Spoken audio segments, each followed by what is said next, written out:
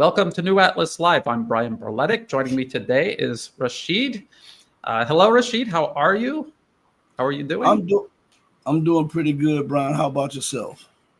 I'm doing well because I decided not to hold my breath and wait for these talks in Istanbul to yield anything of substance. I wrote them off as just another episode of theater. I was wondering what your take was on that, Rasheed.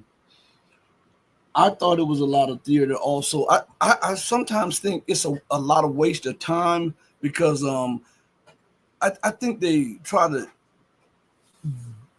give too much political capital to nations around the world when the first thing they should be thinking about is their national security. In this case, I'm talking about Russia.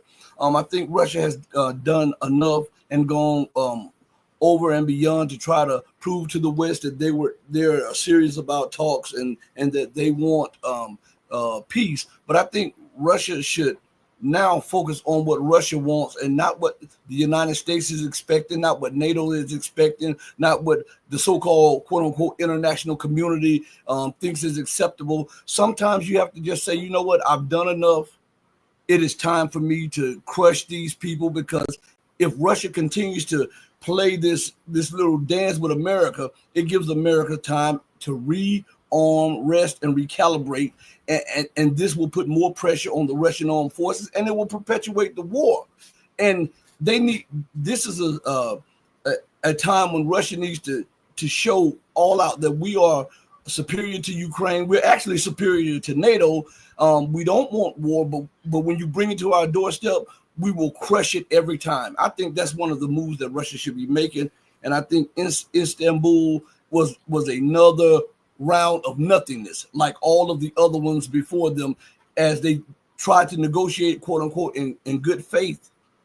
And each time, the United States, NATO, and Ukraine double-crossed them, backstabbed them, and showed that they were just trying to sue for time to rearm, recalibrate, and then reintroduce a new army of Ukraine to try to bleed Russia to death. And I think it's absolutely insane to keep going through these processes.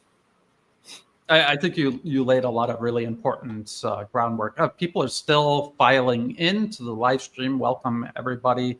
Rasheed runs the Red Pill Diaries. This is it on YouTube. I'm going to put all of his information in the video description below, and anyone else who joins me during the stream. I'm also going to drop the link to this in the comments section, so check that out.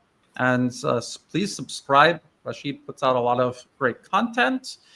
Well, what you were talking about is Russia needing to focus on just winning this war. This is not a war that Russia sought out. I think if people remember how Russia has been dealing with US NATO expansion since the end of the Cold War, an attempt by the US and Europe to strip mine Russia after the fall of the Soviet Union, and how Russia fought for its survival, its self-preservation, the way the US was backing terrorism inside of Russia, the two wars in Chechnya, those were two proxy wars the US waged against Russia inside their own borders, and all of these threats that they created all along Russia's borders, and that includes Ukraine, Georgia. They attempted to overthrow the government of Belarus. So they have been encircling, containing, encroaching upon Russia.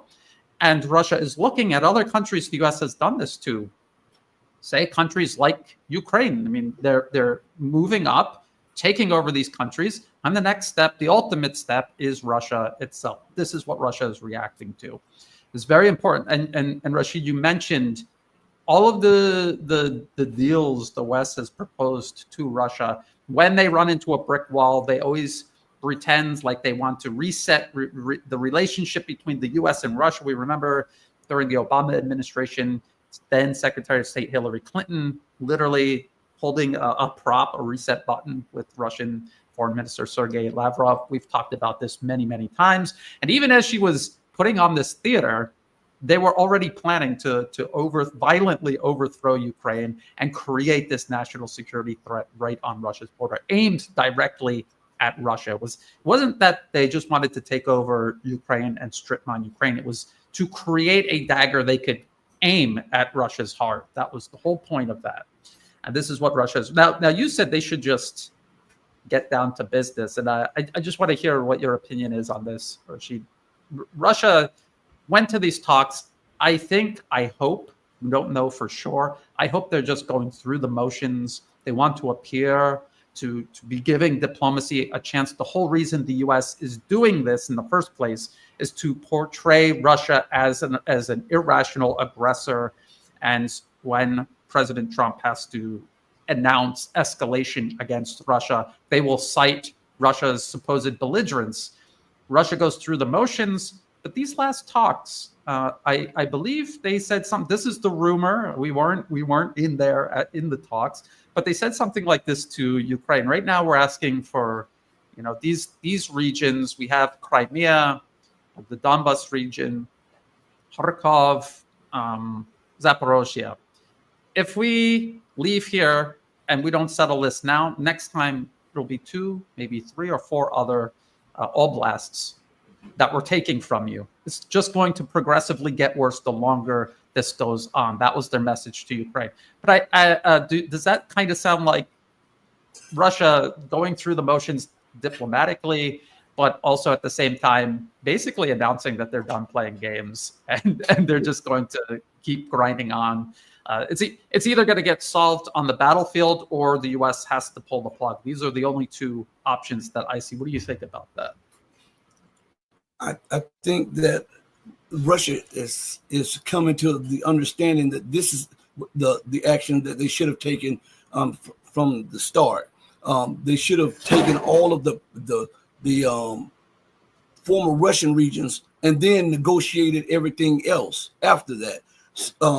This back and forth is weakening Russia, because you have to understand Russia's not just playing. Vladimir Putin is not just playing to a Russian crowd. He's also playing to Africa, Latin America, the Caribbeans, some of the nations in Europe that want to be free from this U.S. Bondage of servitude, the Asian nations. And when they see every time they turn around that a policy change to negotiate, knowing that this is just to string out things to rearm. And while we're talking about this, remember that while these things go on, Russian soldiers die. Russian territory is bombed, and Russian allies are attacked through the political systems in other countries or whatever, or assassinated. And people are looking for Russia to be more assertive, because it can be. And they should, from this point on, they should meet the United States and NATO head on with any provocations. I think, and I'm not advocating war, but the language of the bully is to show the bully that you don't mind getting hit in the face once or twice, because the person that hits you in the face once or twice will get hit back in the face once or twice. So when America talks about escalation, remember Russia has escalatory dominance across Eurasia and Europe. So if Trump announces which I think is all theater anyhow, the re-escalate entry of U.S. arms and training and all, none of this ever stopped. This is the whole, everybody's acting as if all of this stuff stopped. The targeting of these missiles hitting Russian infrastructure, this is being done by NATO troops, by U.S. troops. And the first thing that Russia should do is come to grips with reality. Stop playing this game, acting as if you don't know that these are U.S. and NATO troops doing the targeting. They're giving real-time intelligence, and as they say, actionable intelligence to hit these targets.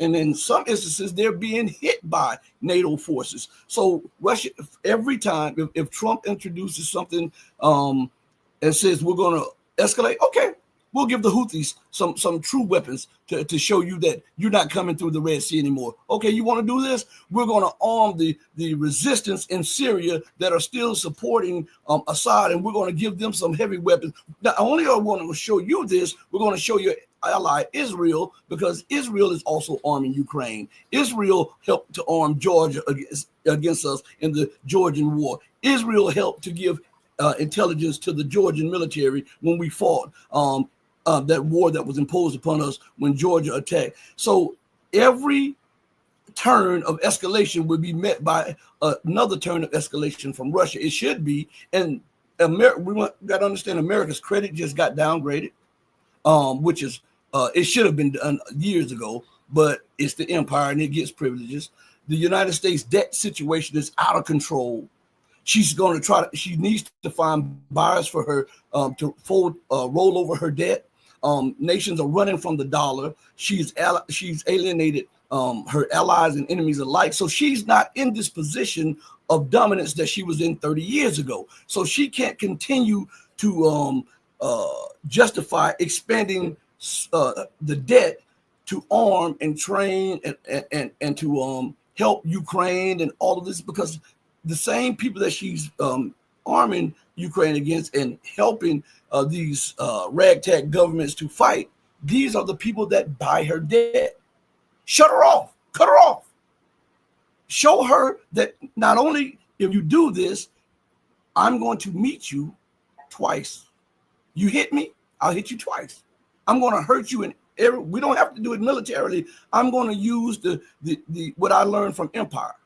The empire, before it attacks you, if you're a somewhat strong country, they try to weaken your economy through sanctions. They try to weaken, they try to find the dissatisfied within your country and nurture that so that they can do the exact same thing, show the empire that she is not an exception to the rule. And I cannot guarantee you this, that if this were to take place, that the United States would capitulate first, because she's not in the position to do what she did 30 years ago. And that's what everybody continues to forget, that time is against the empire. Time is against Western hegemony, and nations are rising up left and right because they don't have the Western world does not have the bully pulpit of the universal acceptance of Western press. They don't have the military advantage over most nations as they used to have, and they don't have the economic dominance, more importantly, than they used to have over everybody. Yeah, so there's a huge transition taking place. Let me add Angelo. Hello, Angelo Giuliano is joining us as well. Welcome, Angelo. I just want to respond to something Rasheed was saying. You know, Rasheed, you mentioned,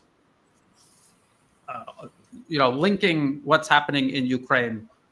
If the U.S. continues escalating in Ukraine, Russia can escalate elsewhere. You mentioned the Middle East. There's also Asia, there's Africa, there's Central Asia, there's all of these places. But I would argue that all of these conflicts are connected. And I just wanted to bring this up on the screen. I know I talk about this often, but the policy papers are the explanation of what is going on and why. It is all spelled out in these policy papers. And if you go into the table of contents, you will see that all of the economic and geopolitical measures, they're not just focusing on Ukraine to overextend Russia. They also literally talk about Syria. They talk about Belarus, South Caucasus, Central Asia, Moldova. And so all of this is connected. Russia really doesn't need an excuse to back, say, Ansar Allah in Yemen, because Yemen, Iran, Hezbollah, their fate in the Middle East is tied to Russia. And I would ultimately say Russia is tied to China and every other nation that's part of this transition, multipolarism, the rise of multipolarism. They're all tied together. They're all in this together. Angela, we're talking about the talks in Istanbul. Rasheed and I, unsurprisingly, we agree that this was just theater. The U.S. is trying to portray Russia as irrational, belligerent. This is the same game they've played with Iran over and over again, and are playing with Iran right now with this next nuclear deal that is being made. What is your take on the Istanbul talks and the current status of this conflict in Ukraine, at least geopolitically? I would say superficially, people might get frustrated with Putin. They might think, why Putin is playing this, is playing along and so on. But I do think that it doesn't have any choice. And ultimately, keep in mind that one thing, that the big noise is all around Trump. Everybody's listening to what Trump is doing, but ultimately, if it's for the trade war, Xi Jinping has the last word, and if it comes to Ukraine, it's Putin that has the last word. So here, people are just focusing on the one that is actually all on the media and talking all the time, while Putin ultimately is not saying, he's just playing along. You want to meet? Well, we'll meet. But ultimately, if you really look at what are his requirements, they're always the same. The collective West is pretending to be shocked at what Russia wants, while Russia has been talking about this not only for the last 3 years, but even more for a long time. It has security concerns. It doesn't want Ukraine to be into NATO. It wants protections of Russian population. This is nothing new. Absolutely. In Istanbul 1 was already like this. And guess what? Every time it's getting worse and worse. And I would say one of my biggest frustration is that you see a lot of people, they are focusing too much on the short term and they don't look the long-term game. And I would say another thing is that they focus too much on what Trump says. And Trump says absolutely everything and nothing. And they get emotional. People get emotional. They don't understand what is behind the game. Give you an example. Netanyahu, everybody's talking about the rift between Netanyahu and Trump. This is a clown show. You see, they want to demonize now Netanyahu. He's a criminal, of course, we all know that. But by demonizing him and criticizing him, they whitewash themselves. You see, now there's a genocide going on, and actually we are very close to the final, quote unquote, the final solution. And everybody's saying, well, they were silent for 18 months, and now Macron is saying, oh, it's a crime what is happening in Gaza, and they're demonizing Netanyahu. But ultimately, they're still sending weapons. They're still supporting 100%. Absolutely, they're all in. And people, like analysts, they jump into this and they say, Trump, Trump is actually trying to fight Netanyahu and so on. No, Trump is going along. This is a clown show. And they focus too much on what he says. And it is about confusing people. It is about Europe is the same. They talk, remember, Brian, we talked about this, pretending to ditch Europe while ultimately what they want to do is a division of labor. And I get frustrated because there are lots of analysts that I actually respect a lot, but they're doing we're criticizing the 24/7 news media, CNN. They jump on any information, and actually you want to cover the information space. That's what they do, and they're jumping into this news media that actually is nothing. It means nothing, because one day says that, one day says the other thing, and they're trying to decipher what in reality you need to go back to actions and not words, and you need to focus on the long-term gain, not the short-term gain. And that's my frustration. So when it comes to Istanbul, I agree with you guys. There was a clown show, but I called it from the first day. From the first day. Why do you think Zelensky is pushing for Putin to go there? And people, until the last minute, people, the actually respectful analysts, that they would say, oh, maybe Putin is going. Even Lula, this is a clown. Lula said, oh, Putin, you should go. Are you out of your mind? You don't go there. When you have those meetings, you need to have lower level meetings first. And actually, the ultimate meeting between Zelensky and Putin, you should have an agreement. That would be just the signing. And here, it's not a peace agreement. This is this is the end of the war, and that's the defeat of Ukraine. That's what will happen. So Putin is going along. Why? Because it's political, and ceasefire, the clown show about the ceasefire. Come on, it's like Hitler being in his bunker and calling for a ceasefire. Would you do that? No, you've lost. It's over. Exactly. And we've been talking about this since U.S. Secretary of Defense Pete Hegseth. Again, I hate to keep harping on it, but people are still getting this wrong. February 12th this year, U.S. Secretary of Defense Pete Hegseth laid this out, talking about sending talking about Europe expanding its military-industrial base, more weapons, pump more weapons into Ukraine. He's saying this as he's talking about ending the conflict in Ukraine. He's telling Europe, you need to do more to arm and back Ukraine, including getting your own troops ready to go into Ukraine physically. He talked about not 2%, but 5% of your GDP needs to go to NATO.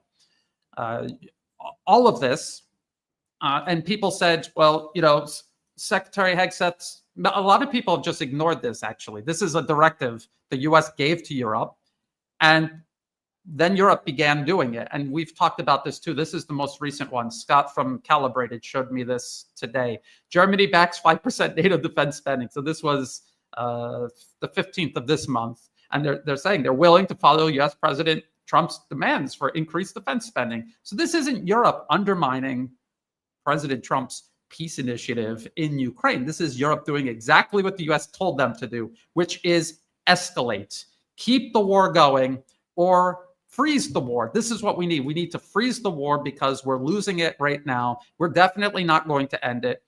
As I was saying to Rasheed when we first began, there's only one way for this conflict to end without it being solved on the battlefield by Russia. And it's for the US to pull the plug. This is a US war, first and foremost. It is a US war. The US politically captured Ukraine, transformed it into this battering ram. It controls Ukraine's government in Kiev, its military, everything its military does, from strategic planning down to picking actual targets on the battlefield to strike. And the US weapons that are striking these targets, by the way, they also have completely captured Ukraine's intelligence networks. Everything, all of these assassinations they're carrying out, they were trained and organized by the US to do this. So this is a US war fought against Russia through Ukraine. That's what it is. And the only person that can stop this is, well, the only party in this that can stop this is the US, because they started it. Russia can't just say, okay, we give up. Because if you give up when someone is attacking you, you've just forfeited your self-preservation, essentially. So if President Trump wanted to end this, which he doesn't, this is all propaganda, and it's meant to prey on the left-right strategy of tension that plays out in Western politics. If you wanted to end this, he has all the power to do so. He could have ended it in 24 hours. He didn't, because he doesn't want to, because the interests he actually works for, the deep state, they don't want to end it. This was all about extending Russia, and now the division of labor. I keep showing people the division of labor in the directive Secretary Hegseth laid out. But there's also this paper, and I didn't realize this. They have, let me put this up on the screen.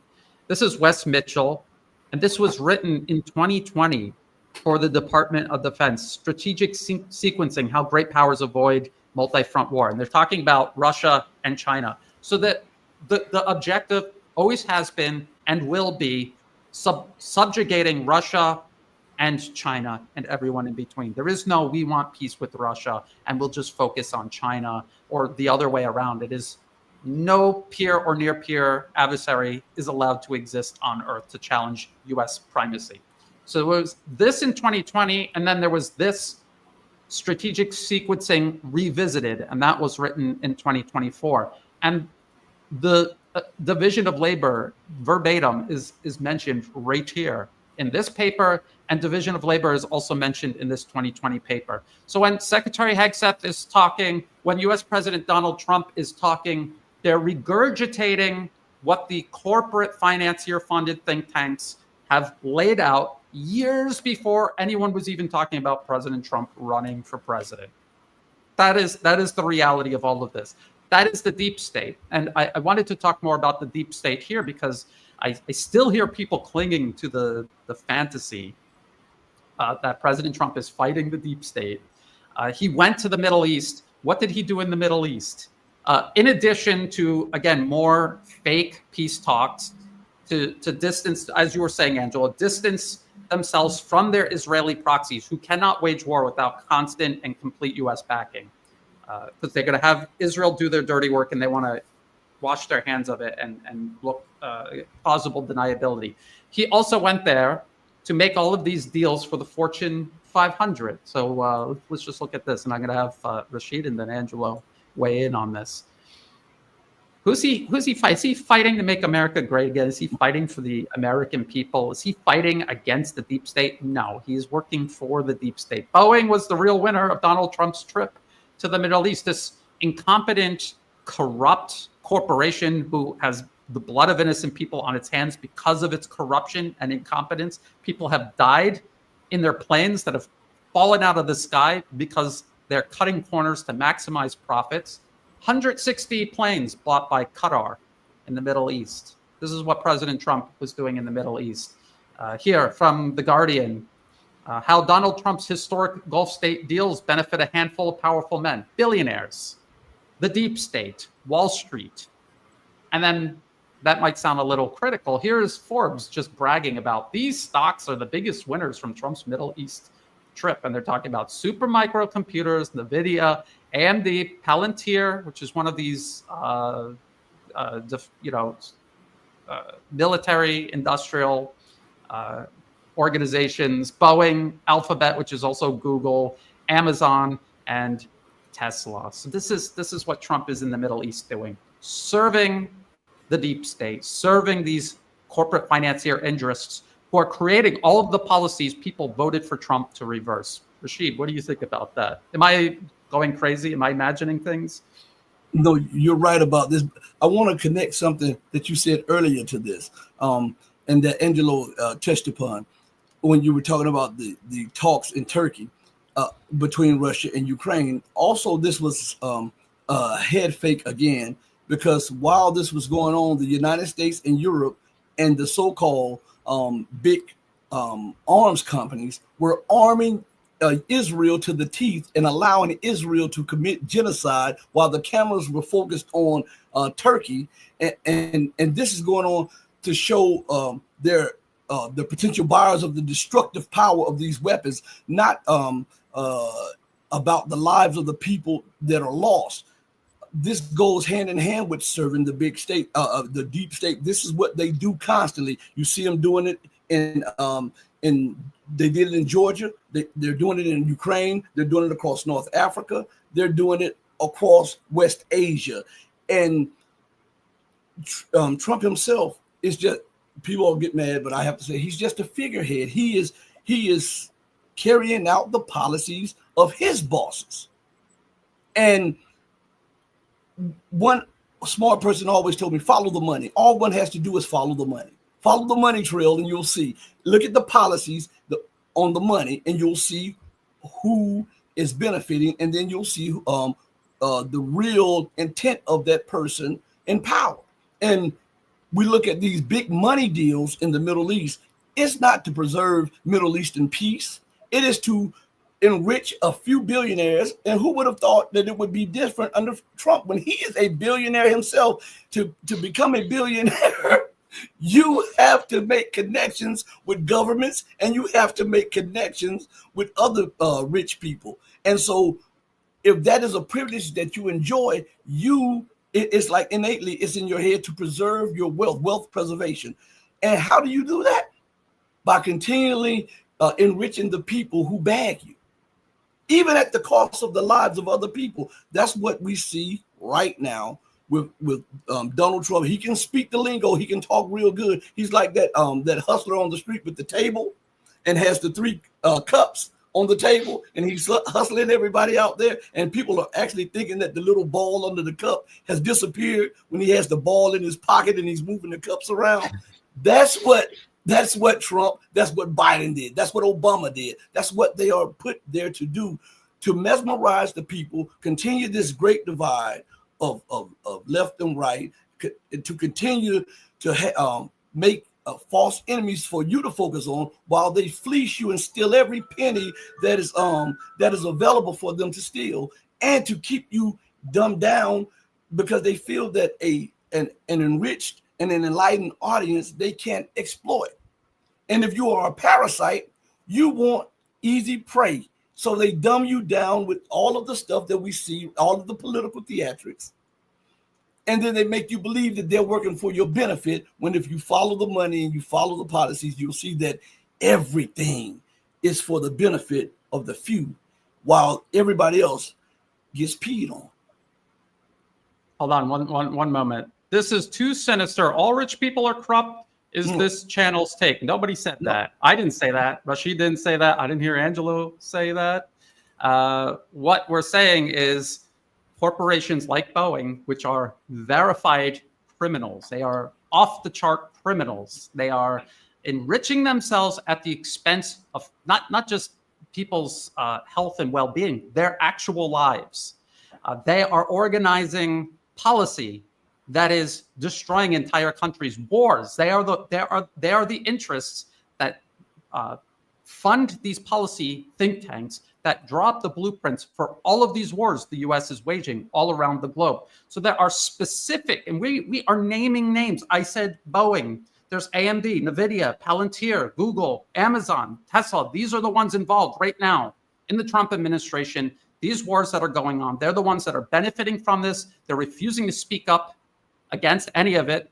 They're the ones engineering all of this, together with many other corporations like this in the United States. We have talked about this over and over again on this channel. Each one of the people you see on the screen right now, we've talked about how corporations, organizations, banks, industries are supposed to serve the interests of their nation. They're not supposed to parasitically feed off of those nations. That is what the interests in the US and Europe do. And this is in stark contrast to what they do in, say, Russia or China. And that's not to say that everything in Russia and China is perfect. There's no corruption. But in Chinese law, a business has to, as part of its business plan, prioritize social well-being over the pure pursuit of profit. Because if all you do is just pursue profit at the expense of everything else, it not only costs the peace and prosperity and the lives of other people, it's not even in your own best interest in terms of self-preservation. It's unsustainable. This is what has happened to empires all throughout human history. So I just wanted to respond to that. Angelo, you can go and Rasheed, if you want to respond to that. Yeah, sure. I'd like to add something which is really important, especially when it comes to the stock market. You see what happened. I just did a paper on this. It's very simple. It's related to the performance of the US market and Chinese market. In reality, the Chinese market outperformed the US market. Why? Because you have lots of big corporations in the US which have actually are monopolistic. So there's no actually free competition. So in reality, in many ways, the Chinese market is much more a free market than in the US, because they put the relationship between the parties and those big corporations, they put themselves into a position where they have free lunch. I give you an example. Tesla is the first EV company in the US. Why? Because there are subsidies, and also because all the foreign competition is cut out from the US market, especially Chinese cars. And what they do is that they allow monopolistic companies that, once you have the monopoly, you actually can have huge margins. In addition to that, that's why, like you have pharmaceutical companies, they're on the free lunch. They don't need to compete. They have the only product, and they set the price they want. And the government is not pressing for lower prices. Now there's a clown show is saying he's going to lower the price. I still have to see that.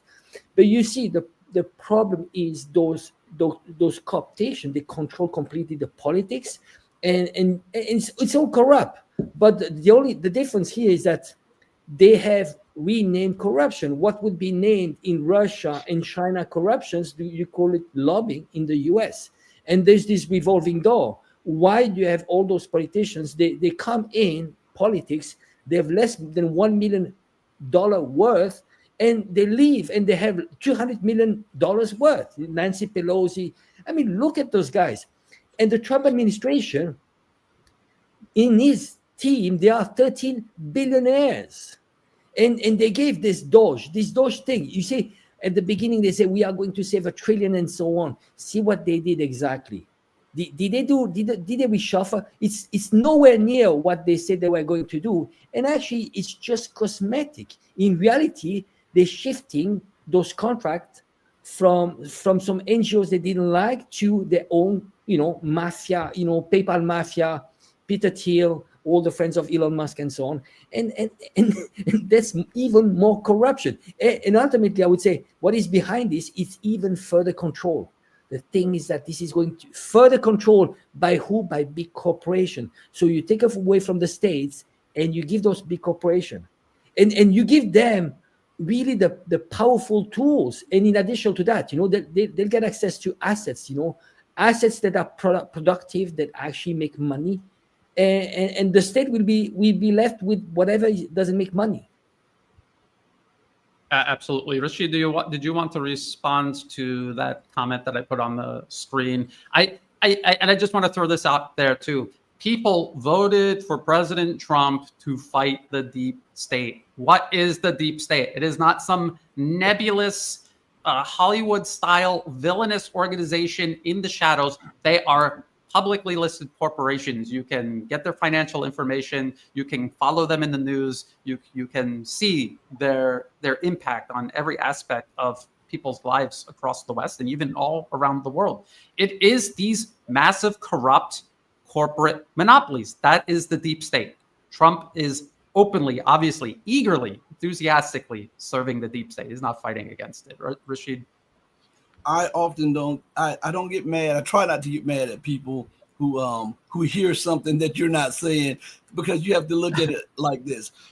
It's almost as if a person has been in a dark room for a long time with no lights on, and you come in and you flip the switch on and the light comes on. Immediately they'll say, turn the lights back off, because it's hurting my eyes. It takes a time for them to adjust their eyes to the light. And I think because so many people bought into the rhetoric, the MAGA rhetoric, and just like they bought into Joe Biden's rhetoric, and just like they bought into Obama's rhetoric, I think some people prefer this allusion to despair. I believe that. And so when you're opening up their eyes, sometimes people just can't take that at that moment, because that's not the right time for them. So you have to give them a little time to adjust, because think about it. They put everything that they had into that person, into that policy that the person said that they were going to do, and they're dealing with disgust. They're dealing with a reappraisal of trying to find out what's going on. Why this person did not keep their word, and are they really part of the deep state, or are they really fighting the deep state? They have a lot to contend with, and some of them don't have the information readily available or know how to access the information, and so they'll make statements like that. And some of it is not out of malice. Some of it is, but some of it is not out of malice. I think it's just some people are trying to deal with the hurt of being betrayed once again by somebody, some political figure that they looked up to. You can look at some of the alternative media now. Some of there were gung-ho pro-Trump this and this, and Trump couldn't do anything wrong. And now you'll hear it little bit by little bit that they're starting to say, why is Trump doing this, when they would never question him? Because now the light is starting, their eyes are starting to adjust a little bit to the light that we've been talking about for the longest. So I really didn't take any offense to what the guy was saying. Yeah, but it's you're absolutely right. And my problem is you do this for enough years, and you hear this every single day, hundreds of times. The people still clinging to hope that Trump is fighting the deep state. And I think they don't even really know what the deep state actually is. What is the deep state? And what has Trump done that he promised he would do that is making America a better place? I keep hearing people constantly talk about the NAD being shut down, USAID being shut down. They were not shut down. It was a limited hangout. It was because there's growing awareness. People are like, well, they're talking about it. People are already talking about it. This is what they're reacting to. That's why you do a limited hangout. They didn't voluntarily do this. They were forced to do this. Countries are waking up to it. And I was just looking at this. This is NED's duty of care and public disclosure policy. Now, this is what I've been warning about for years, that they were slowly but surely deleting disclosures off their website. They were no longer disclosing organizations that they were funding. They had very vague program descriptions for each country they were interfering in. And now it is their official policy, as of April 2025, is their official policy that they're not going to tell you anything about who they're funding, because if people know who they're funding, it won't work anymore. Those organizations that are taking U.S. money, making them, by definition, traitors. They are taking money from a foreign country to undermine the interests of your own country. That makes you a traitor. You're working for foreign interests against your own nation's interests. It's literally treason. They're saying we're not going to disclose that anymore. The whole point of the NED was to take what the CIA was doing and whitewash it and make it look like democracy promotion, when in reality it was always regime change. Now it is going back under the rock where it crawled out of, and it's going right back to doing regime change covertly, which is actually worse because it's much harder to expose it and show people the evidence of it. And people, in their mind, they heard Trump say, "Oh, Doge is getting rid of NED, U.S. aid, Voice of America." It's better hidden now. It's sharpened. It was streamlined, and it's as dangerous as it ever was. So, what is Trump actually doing? Tell me, what is he actually doing that is making good on any of his promises? Or making America great again? How is it not just continuity of agenda? I'm really, really at a loss. There's also this. This is a great one. President Donald Trump sitting there with Giuliano, who not that long ago had a $10 billion bounty on his head by the U.S. government. He is the head of a U.S. State Department listed terrorist organization. Ansar, what is it? It's al-Nusra. They've changed their name so many times, I cannot remember what it. But it's essentially Al-Qaeda, Jabhat al-Nusra.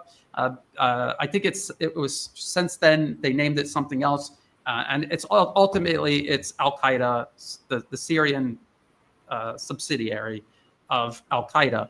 They are right now, as we talk, chopping heads off of Alawites and Christians across Syria, and also all other types of Muslims who are not going along with their control over the country. And here's President Trump sitting with him, legitimizing him, taking sanctions off of Syria. How is this not continuity of agenda? How is this any different than what Biden or Kamala Harris would have done if they were president? They were overseeing that proxy war. They were desperately trying to overthrow the Syrian government, and they fully intended to legitimize the terrorists they used to do it.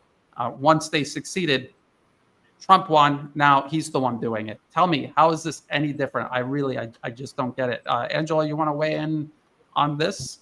Yeah, it's interesting to see how Trump, every time he is a win, he's trying to portray a win, but and people actually don't dig into what is behind. He's saying, there's going to be UAE investing billions and billions. Oh, we won. It's because of me, and so on. I'll give you an example: the trade war, the agreement. The first actually the agreement that was signed between was the UK and Trump and the US. Roughly it's for one that wins, it's the other one that loses. But roughly the US will win 12 billion. And out of the 12 billions, there was 10 billion US dollar was acquisition of Boeings. Well, just tell me one thing. Do you think this acquisition is linked to the pressure of Trump? No. The acquisitions, those are long-term plans. If you really analyze, the one that bought, I think, is British Airways, but those are actually, they were in the pipeline, the same as he went to the Middle East, and he came with those big contracts. You see, I'm going to make them invest and so on. Well, first of all, most of it is, it's completely inflated, because he's done this in 2016. He did that. How many times he did? Oh, I signed so many deals. Well, those were all in the pipelines. They are long-term investment, and especially when it comes to Boeing. So whenever you want to actually get some aura or some wins, well, you just press Boeing to say, well, can you accelerate this contract that you managed to put in place? But those are 10, 20 years investment contract, that are planned already. So it's nothing new. So in reality, there's zero win.